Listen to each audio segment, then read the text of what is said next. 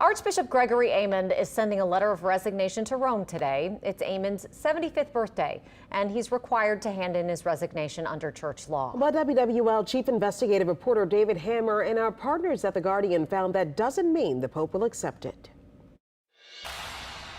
Gregory Aymond rose through the ranks as a New Orleans priest in the 70s, 80s, and 90s. In 2009, he became the first New Orleanian to be named Archbishop of America's second oldest Catholic diocese.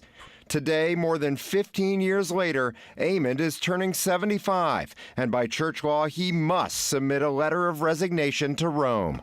And then they're notified fairly soon after that it's not going to be accepted, or it was accepted, so pack your bag. That's canon law expert Tom Doyle. He pointed out that Pope Francis only accepted the resignation of the Archbishop of Boston this August, 5 whole years after he turned 75.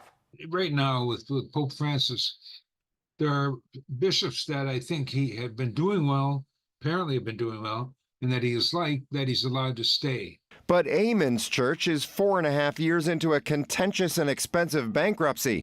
Solving the bankruptcy is a unique issue there. Last week, the church agreed that if they can reach a final settlement with more than 500 survivors of child sexual abuse by priests, they would get face-to-face meetings with the Archbishop.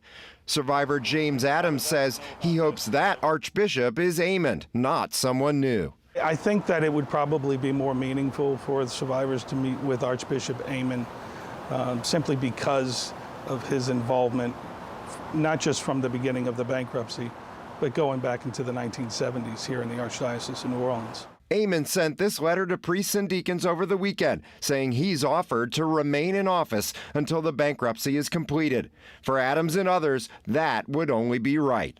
Archbishop Aymond has said from the beginning he'd like to walk with the survivors down this path of healing. I would expect Archbishop Aymond to stick around, even if another archbishop is appointed here.